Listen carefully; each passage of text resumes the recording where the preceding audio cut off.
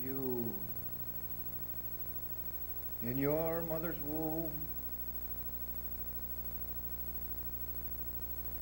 I knew you. Before time ever began, I had you on my mind. When God made you, He knew exactly what He wanted. Nothing was left to chance. Everything was done according to a precise genetic code. God could not contain His love. He needed someone to love who would love Him in return. So He made you different. He created you with a destiny to live with Him forever. He loves you with a passion. There are 500 million universes out there, and if it came to a choice for God as to whether He had to destroy those 500 million universes or destroy you, He would destroy those 500 million universes. Why? Because those universes cannot love Him back. You can. You are unique. You are special. You are an unrepeatable gift of God.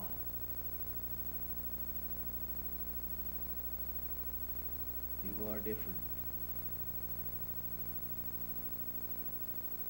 Look around you. Do you see anybody else in the world like you? No. Never has been. Never will be. You are different. Your mother and father make you? No. All your mother and father could do was to make their reproductive faculties available to God so that they could cooperate with God in His creation of you. When you were conceived in your mother's womb, your father had available to him 240 million sperm. Of those 240 million sperm, 50 of those sperm reached your mother's egg in the fallopian tube. And as soon as those 50 sperm reached your mother's egg in the fallopian tube, one of those sperm was allowed to penetrate your mother's egg, and as soon as your mother's egg received that one sperm, your mother's egg closed. No other sperm were allowed to enter. Just that one selected by God from those 240 million available sperm to become you. And as soon as the sperm had done its job, it fell away. And as soon as the egg had done its job, it fell away. And what was left was you. Not part of your mother, not part of your father, but you. Different. As soon as you were conceived, you split into 2, 4, 8, 16, 32, 64, and a tremendous explosion of life. Your struggle for life was on. In 18 days, even before your mother knew she was pregnant with you, your heart was beating. Boom, boom, boom, boom, boom, boom. 2 hearts. Boom, boom, boom, boom. Your mother's heartbeat and your heartbeat. Even before your mother knew you were there, your heart was beating.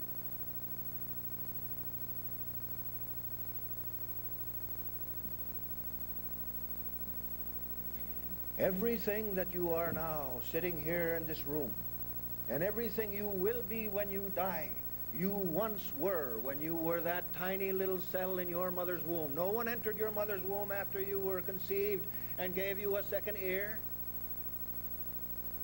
or adjusted your eye calibration, or modified your personality. Everything that God wanted you to be right now and what you will be when you die He put in that tiny little package.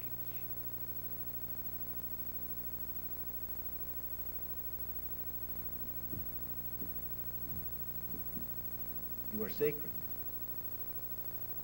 When you leave this rock and go home to God, you will not be a human being living with a divine God. You will be partaking of his divinity. You will be sharing in the divinity of God. That's your inheritance as a child of God. You're no citizen of this rock. You're just passing through this place. You're going home.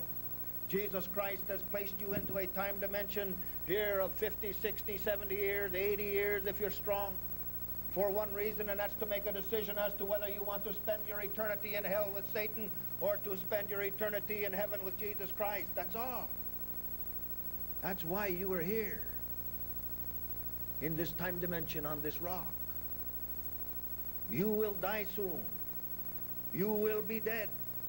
Your body will go back into the dust from whence it came. And your soul will fly immediately to Christ for judgment. And he will not say to you, you are going to hell because I don't like you. He is going to say, what did you choose? I gave you 50, 60, 70 years here to make a choice, to decide where it is that you want to spend your eternity.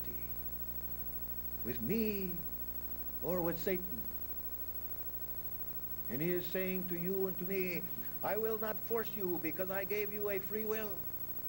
And if I forced you, that would not be love, and I will not violate my love. But I ask you, come to me. I made you for myself. You are mine. You belong to me. I love you. I have prepared a place for you forever. You are mine.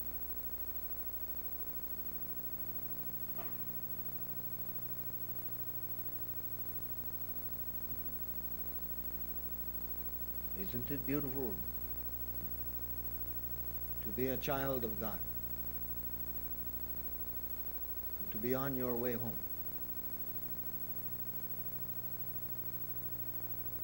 But as you once were, as a tiny little cell in your mother's womb, so now you have tiny little brothers and sisters who are tiny little babies in their mother's womb. And it's shameful now what this society is doing to your brothers and sisters. You know the statistics. 1.5 million of your babies have their arms and legs ripped off their bodies every year. 30 million since the Roe versus Wade. 4,400 a day. The Holocaust. Woe to you in Chicago. Woe to you in your hometown. You have big mills working steady, killing my baby. You have spilled the blood of my baby all over your land. Woe to you, Chicago. Woe to you in your hometown.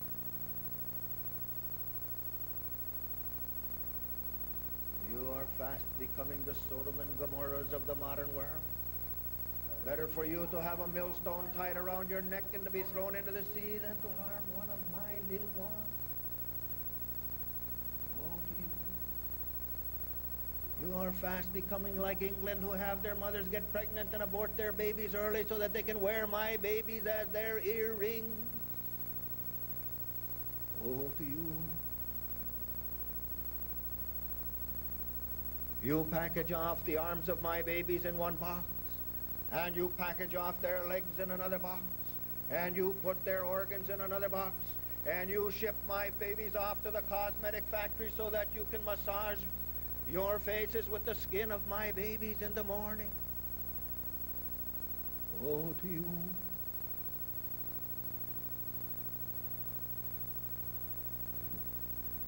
Woe to you.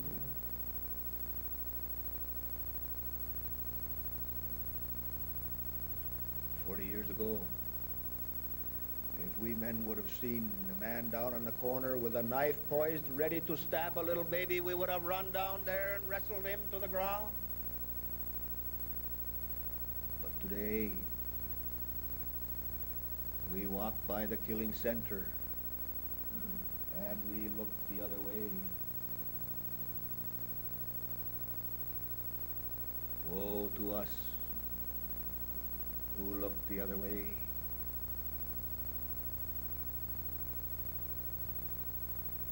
We come home to our spouses in the evening, and our wife says to us, honey, they're killing 1.5 million of our babies every year. And we say to them, that's terrible. What's for supper?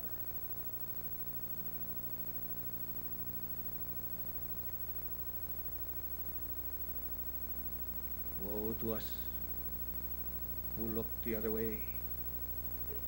In a few short years, we're going to leave this rock and we're going to go home to God, and Jesus is going to look at you and at me with his eyes of love and compassion, and he's going to say to you and to me, what did you do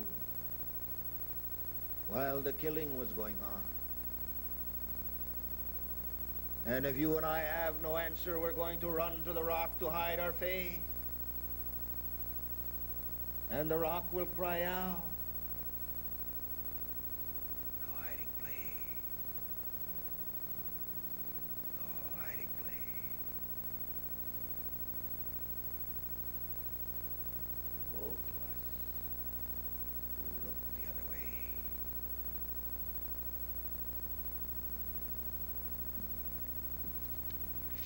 We have been duped. You and I have been duped. 20 years ago when they came on the Johnny Carson shows and the Phil Donahue shows, and they said to our little 14-year-olds in the living room that the baby in the womb was just a blob of tissue. But we know now that that was wrong. They lied to us. We have movies now. Science is proving God's handiwork. They never debate me in the universities anymore as to when life begins. All I have to say to them is, would you like to see a movie?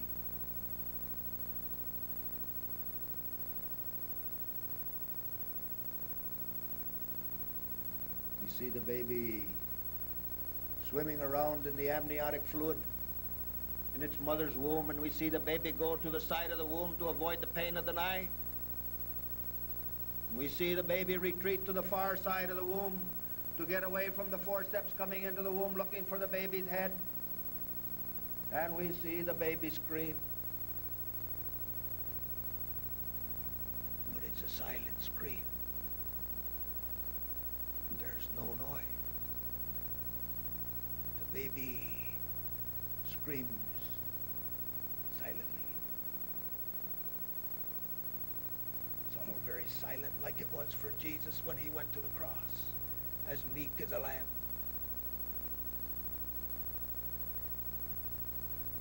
There's no noise.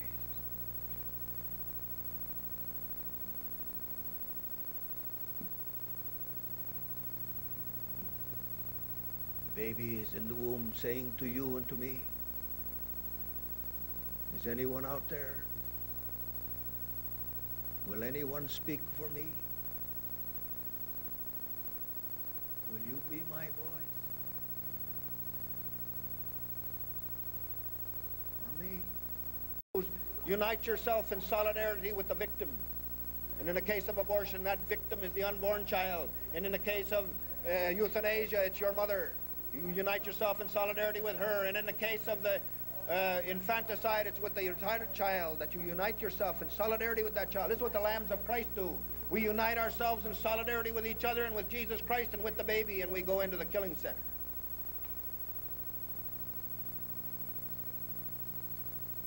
What do? We do what Jesus Christ did. When you go into the gospel messages, don't skim over the parts where Jesus Christ confronted Satan with the truth. He came head on and confronted that satanic element coming through the civil authorities with the truth. I love this country. I gave 20 years of my life fighting for this country. But I am not a lunatic. I will not have my allegiance to a rock when I'm going home to God.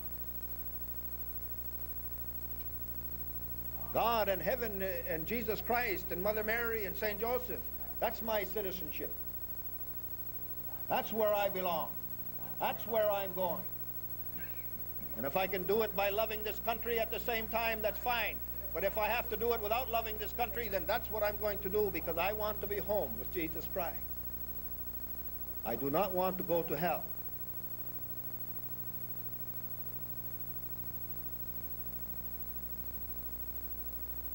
What do? We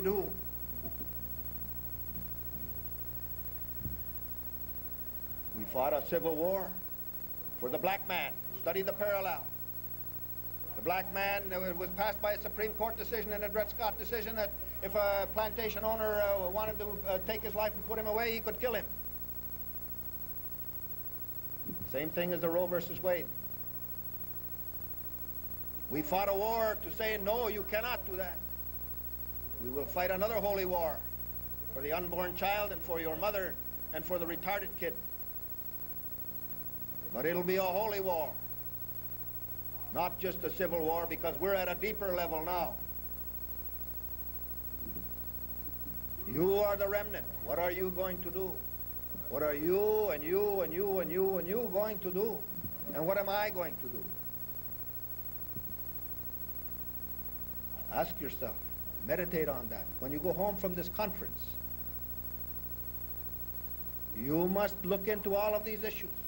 And especially you must pray. Prayer is the most powerful weapon we have against Satan, because then supernatural forces come into being. You and I cannot stop this multi-billion-dollar child-killing industry, nor the euthanasia, nor the others. It was obvious to what happened in the polls. We just cannot stop it. We will not fight this war politically, or judicially, or executively in the executive department, nor will we fight it through the media. We will fight it through the church.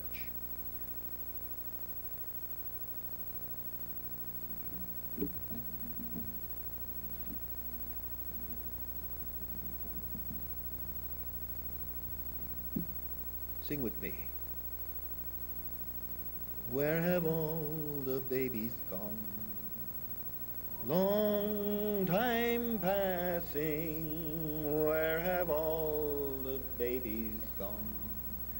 Long time ago. Where have all the babies gone? We have killed them, everyone. When will we ever learn? When will we ever learn? Where have all the old folks gone? Long time passing. Where have all the old folks gone? Long time ago. Where have all the old folks gone?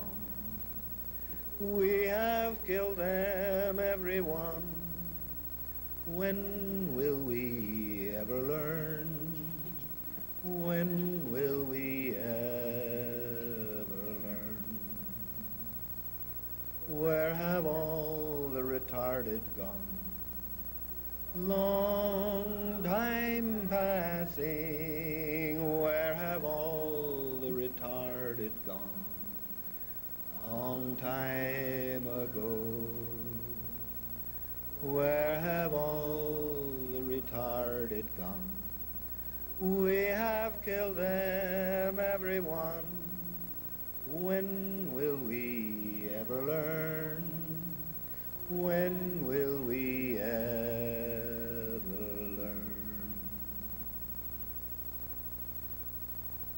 Playgrounds are practically empty. They're closing the elementary schools, consolidating them all over the country.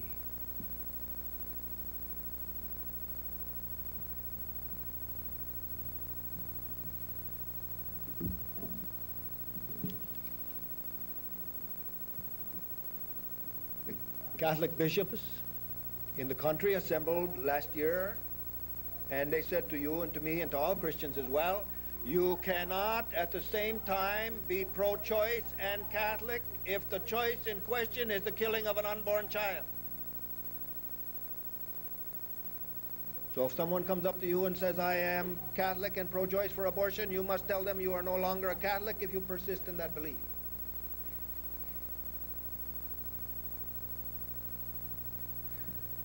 God says to you and to me, there are some things that you must not choose to do while you are on this rock passing through the time dimension I gave you. You must not choose to steal. You must not choose to lie. You must not choose to bear false witness against your neighbor. You must not choose to dishonor your mother and your father. You must not choose to blaspheme my name. You must not choose to kill my baby.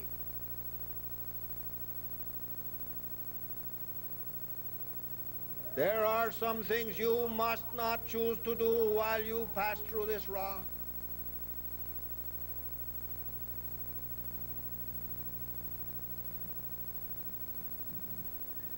Mary could have killed Jesus. She had a free will.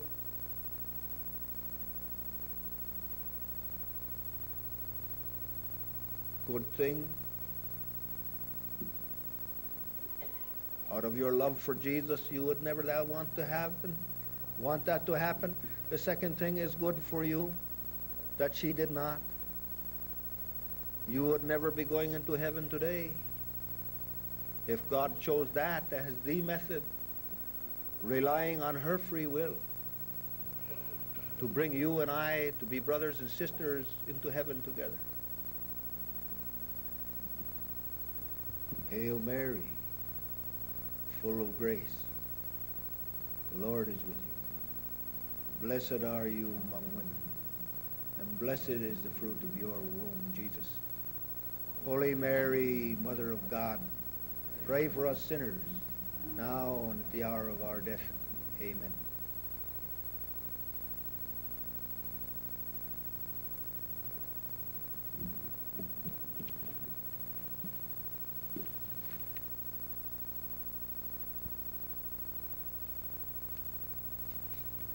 Going to go into some of the issues now.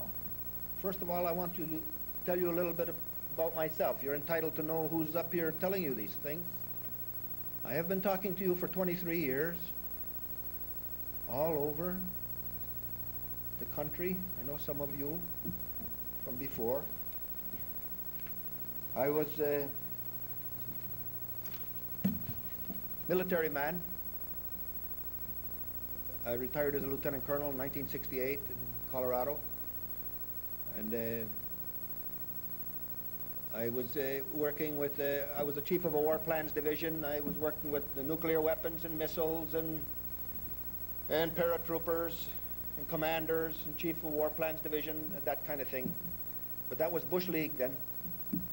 I'm in the big war now between Jesus Christ and Satan. My task before then was to control everything, to be sure it was all right, and to have the war plans checked out precisely so that they would work. But now my task is to get out of the way. We don't form war plans. Mary has the game plan. It's all done. It's all complete. It's going right through the chastisement, and it's going to end up with the remnant still being here.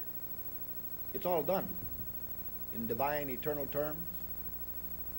If I tried to make out a human war plan, it would just get in the Blessed Mother's way. It's like I tell some of my lambs, I'm on a bicycle built for two, and I'm on the back seat where the handlebars that don't make any difference. And the Blessed Mother's sitting on the front seat with the handlebars that determine the direction. And I keep complaining to her, and I say, hey, Mom, I think I've got a better way. It's a shortcut over through here. And she just turns her head and she says, just pedal, Father, just pedal.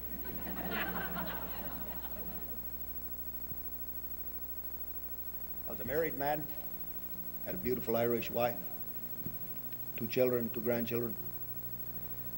The Lord took her in 1980 up north of here, a town called Forest Lake, parked alongside the road, big Cadillac. Young man had been drinking, came and hit us in the back, killed my wife instantly.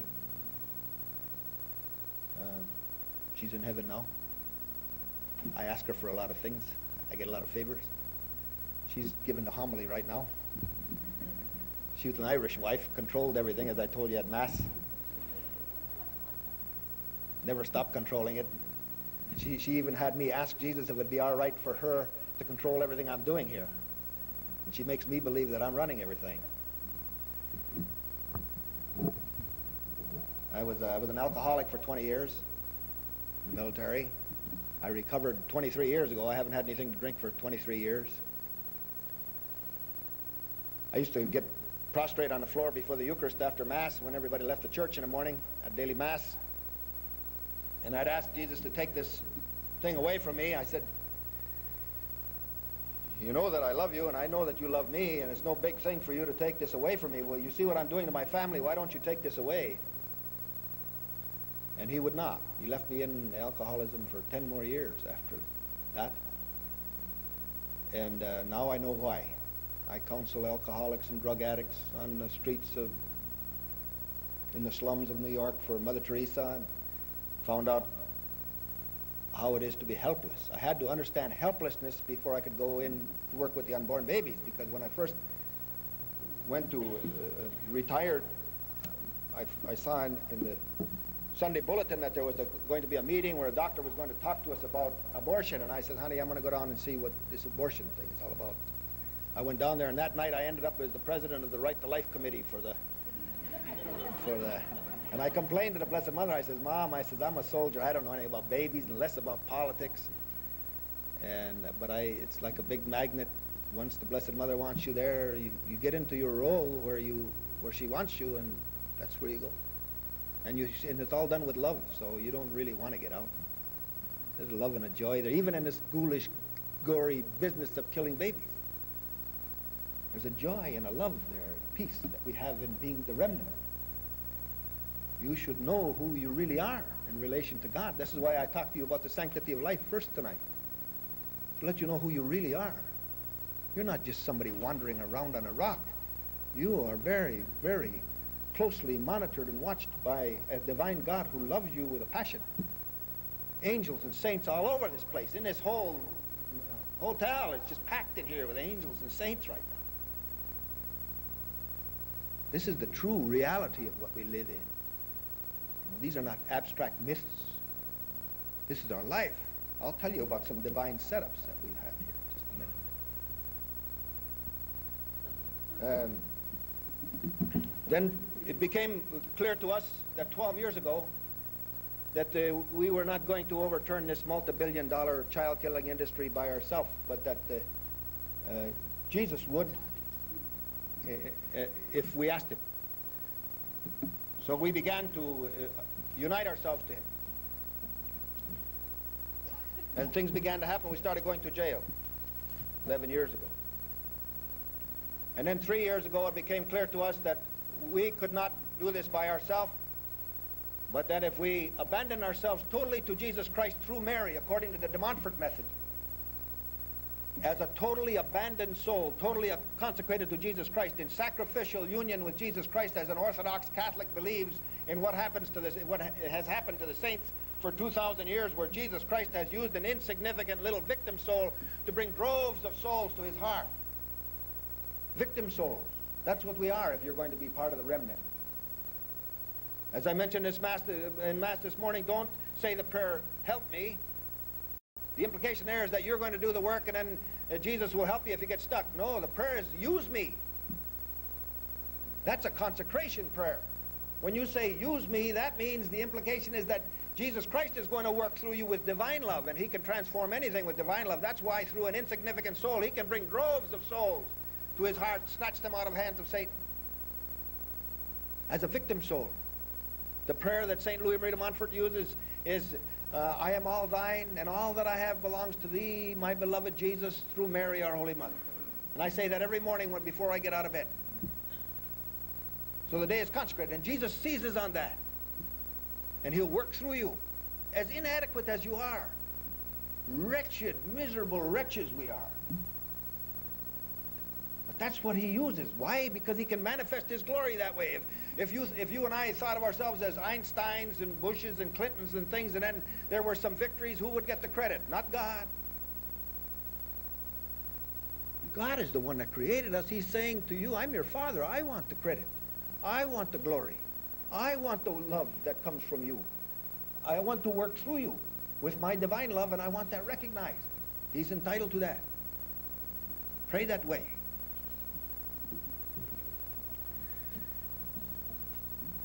So then we formed the Lambs 3 years ago, and we became victim souls. We've never been violent. Never has a lamb ever been found to be violent. But the press always portrays us as violent because we get into violent situations. Pushing and shoving. Down in Houston just now, we just got out of there, and there was a lot of pushing and shoving. But we put our backs to them to make sure that there would be no assault against us. And then the line gave, and we went through the line and got to the door. We didn't break that line. Somebody else did. But somebody did. We still don't know how we broke that line. But we got there. At any rate, Satan has been given special powers by Jesus now in this colossal war between Jesus and Satan, and that's been foretold.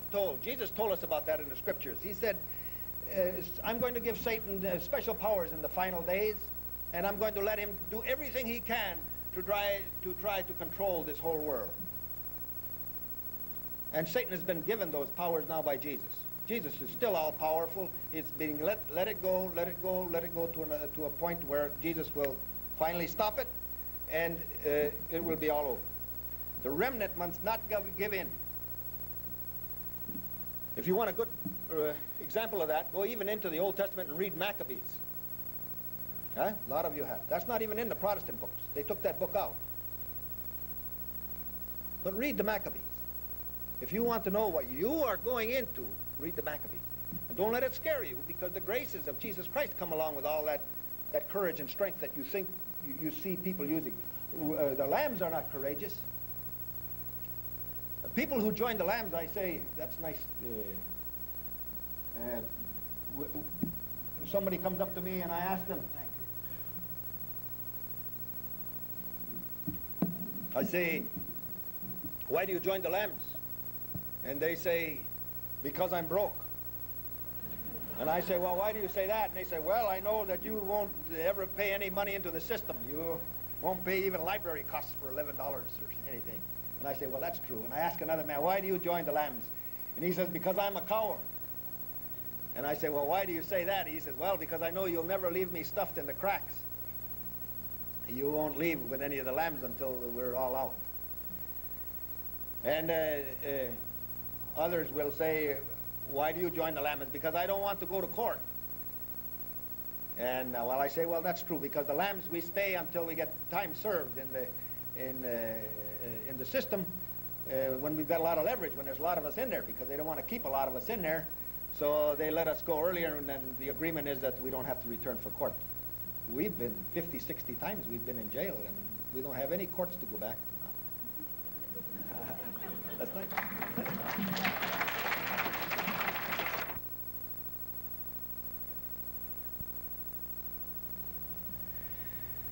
Mary will bring us together. One example of that, we were in St. Mary's Church getting ready for a rescue at about 4 o'clock in the morning. I was saying Mass, and we got out of Mass, and we went down to the subway station, and the subway fare was $2.50. And we got on there, and the conductor, he didn't know where we came from or what we were doing. He just came and took a look at us, and he said, no charge. And we got, these are the divine setups that I'll tell you about a few of them.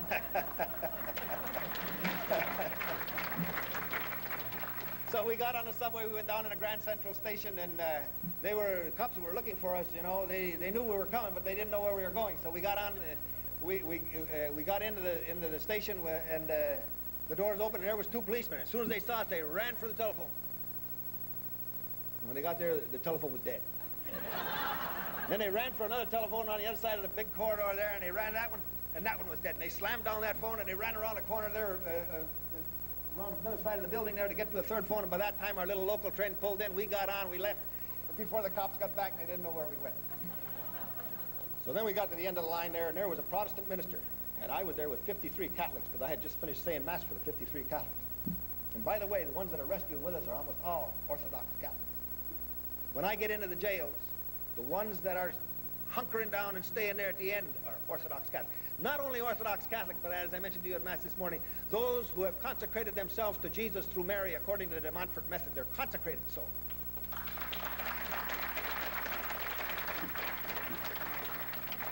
The others leave when the going gets tough. There's a novelty, and the novelty wears off, and say, my God, I'm in jail. What am I doing in jail?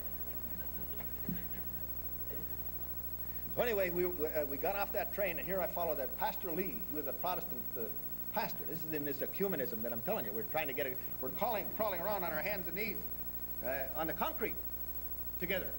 And we're coming together at the heart level with the Protestant brothers and sisters. Those who have been baptized into in a Protestant church that believe that Jesus Christ is God, the second person of the Holy Trinity, the Catholic Church accepts their baptisms. And they're members of the mystical body. It's just that they're separated, and they don't have the advantage of the sacraments. We have to pray for them, bring them in.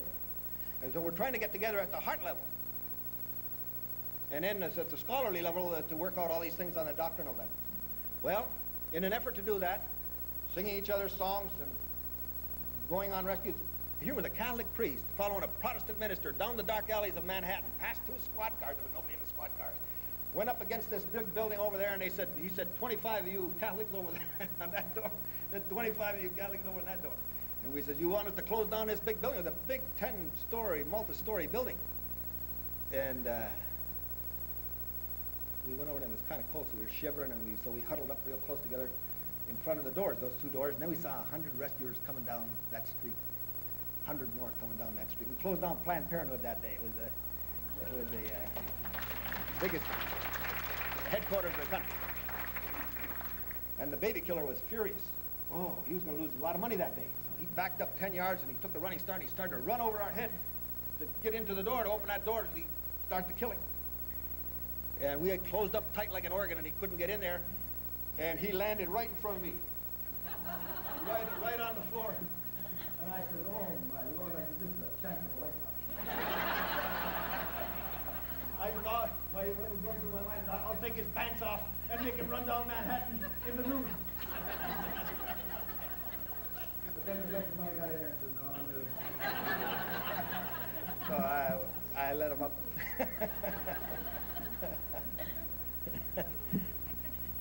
And in Atlanta, they caught me saying Mass in Key Road's prison. We were down a quarter. It was 261 of us. And we had guards up. We had our own guards laid out. So, big gorilla came up and he said, come with me. And I just consecrated the host and the blood. So we quickly consumed it because I didn't know if he was going to desecrate it. So then I went in and he took me into a side room, and the director of prisons was in there, Mr. Hudson. And he was furious. Ooh, he was angry. He said, don't you ever say another Mass in this facility. You understand me? He said, this is my place. I run this place. And I said, well, then I'd like to ask permission to say Mass, because we're entitled to worship God wherever we're at. And he said, no. And he said, and if you ever say another Mass in this facility, I'll put you in solitary. So I went back and finished Mass, and he came with two big gorillas. And I don't know if you know Joe Wall or not. I have to close it. I have other things I want to tell you, but Tell you in purgatory when we get there. We'll have some fireside chats up there.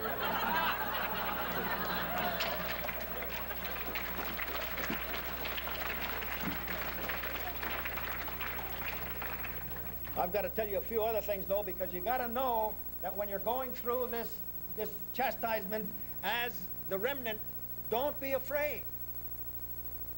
Jesus is there with you every minute of the day, and the Blessed Mother's got you by the hand. In California, Luce here was one of the members of the leaders. They went in, a bunch of leaders went into the courtroom, and they were sentenced, and the judge was going to give them a severe sentence. And an